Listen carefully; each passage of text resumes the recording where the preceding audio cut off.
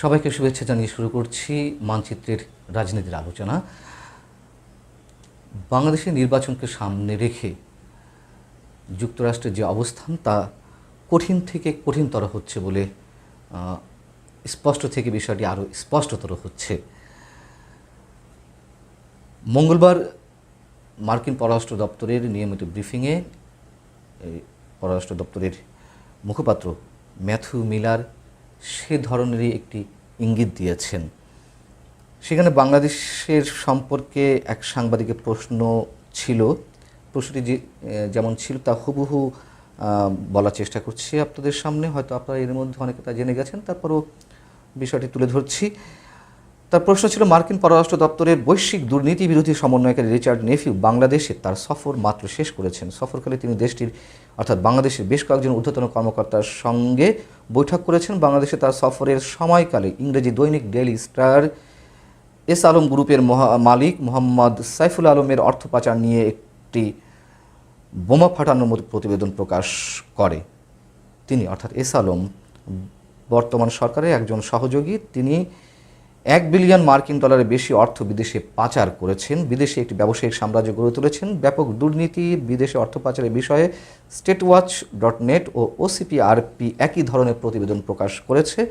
বাংলাদেশের পররাষ্ট্র সচিবের সঙ্গে বৈঠককালে রিচার্ড নেফিউ ইঙ্গিত দিয়েছেন যে দুর্নীতির বিরুদ্ধে নিষেধাজ্ঞাকে একটি হাতিয়ার হিসেবে ব্যবহার করেন যুক্তরাষ্ট্র। ওই সাংবাদিকের প্রশ্ন ছিল এই মন্তব্যের পরে, বিশেষ করে যারা দুর্নীতি অর্থ পাচারের সঙ্গে জড়িত তাদের বিরুদ্ধে যুক্তরাষ্ট্র সরকার নতুন নিষেধাজ্ঞা আরোপ করতে চায় কি না। জবাবে মিলার বলেন যে নিষেধাজ্ঞা দেওয়ার আগে বিষয়টি নিয়ে যুক্তরাষ্ট্র কখনোই কোনো মন্তব্য করে না বা কথা বলে না। তার মানে কি? Silence gives consent. অর্থাৎ আমরা যে প্রবাদটি শুনেছি বা এতদিন শুনে আসছি, যে মৌনতা সম্মতির লক্ষণ, সেই সাংবাদিকের প্রশ্ন ছিল যে দুর্নীতিকে বা দুর্নীতিবাজদের বিরুদ্ধে বাংলাদেশের তাদের বিরুদ্ধে কোনো নিষেধাজ্ঞা যুক্তরাষ্ট্র দিতে চাচ্ছে কিনা। তিনি বলেছেন যে যুক্তরাষ্ট্র কোনো মন্তব্য করতে চায় না, অর্থাৎ তিনি নীরব থেকেছেন। তার মানে মৌনতা সম্মতির লক্ষণ আমরা এমনটা ধরে নিতে পারি। এবং দীর্ঘদিন ধরে অর্থাৎ র্যাবের 7 বর্তমান এবং সাবেক মিলিয়ে 7 কর্মকর্তার উপরে যে নিষেধাজ্ঞা দেওয়া হলো, তারপর থেকে আরও বিভিন্ন ইস্যুতে এরকম নানান প্ল্যাটফর্ম থেকে গুঞ্জন উঠছিল যে বাংলাদেশের ক্ষেত্রে আরও অনেকের বিষয়ে নিষেধাজ্ঞা দিতে যাচ্ছে। সেই বিষয়টি সম্ভবত খুব স্পষ্ট হয়ে উঠছে আমাদের সামনে, হয়তো সামনে অশনি সংকেত। এবং ম্যাথিউ মিলার মার্কিন পররাষ্ট্র দপ্তরের মুখপাত্র, তিনি কিন্তু একথাও বলেছেন যে দুর্নীতির বিষয়ে তাদের সামনে 3টি পদক্ষেপ রয়েছে। একটি হচ্ছে নিষেধাজ্ঞা, আরেকটি হচ্ছে তা অভিযুক্ত দুর্নীতিগ্রস্ত ব্যক্তির সম্পত্তি ফ্রিজ করা বা জব্দ করা, অর্থাৎ দুর্নীতিবাজ বাংলাদেশের বা যে কোনো দেশের দুর্নীতিগ্রস্ত কোনো ব্যক্তির কোনো সম্পদ যুক্তরাষ্ট্রে থাকলে সেগুলো জব্দ করে নেওয়া। এবং সর্বশেষ বা 3 নম্বর পদক্ষেপ হচ্ছে অংশীদার দেশগুলোকে তথ্য দেওয়া, যাতে তারা মামলা করতে পারে। তাদের এই যে ক্রমান্বয়ে যে ভাষাগুলো, বাংলাদেশ সম্পর্কে যে মেসেজগুলো, সেগুলো কিন্তু ধীরে ধীরে ধীরে ধীরে এখন ঘনীভূত হচ্ছে এবং আরও বেশি এক্সট্রিম পর্যায়ে যাচ্ছে।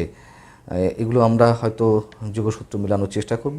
বাংলাদেশের স্বার্থেই আমাদেরকে এগুলো মেলাতে হবে।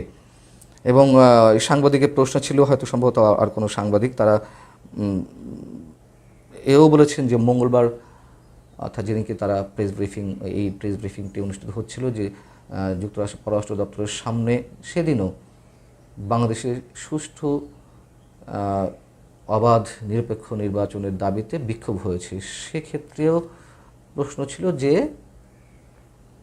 যুক্তরাষ্ট্রের নীতি কী, বক্তব্য কী। এবং ম্যাথিউ মিলার ঠিক আগের মতোই বলেছেন, এই বিষয়ে তাদের বক্তব্য স্পষ্ট এবং যা বাংলাদেশ সরকারকেও জানিয়ে দেওয়া হয়েছে, বাংলাদেশের ফ্রি, ফেয়ার এবং ইনক্লুসিভ নির্বাচনের ক্ষেত্রে যুক্তরাষ্ট্রের যে অবস্থান তা অব্যাহত থাকবে। অর্থাৎ তারা যে ভিসা নীতি চালু করেছিল বা করেছে সম্প্রতি কয়েক মাস আগে বাংলাদেশের নির্বাচনের যারা বাধাগ্রস্ত করবে, বাংলাদেশের নির্বাচনকে প্রশ্নবিদ্ধ করবে, তাদেরকে ভিসা দেওয়া হবে না, এই যেমন তাদের পদক্ষেপ।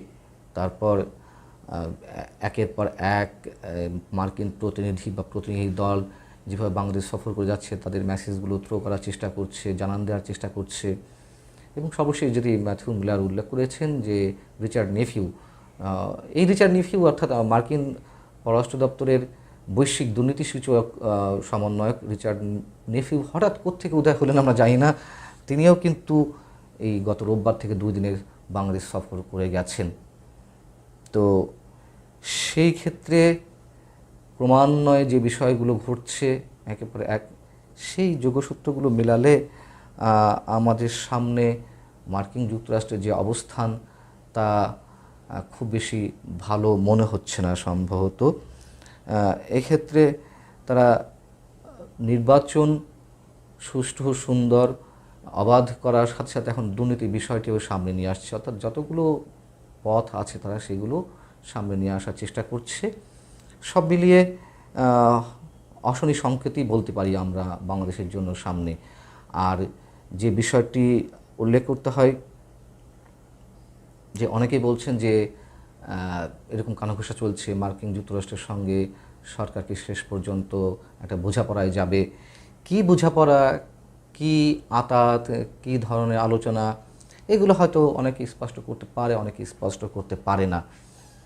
তবে অবস্থা দৃষ্টিতে মনে হচ্ছে না যে আসলে বাংলাদেশ সরকারের সঙ্গে যুক্তরাষ্ট্রের কোনো বোঝাপড়া হবে।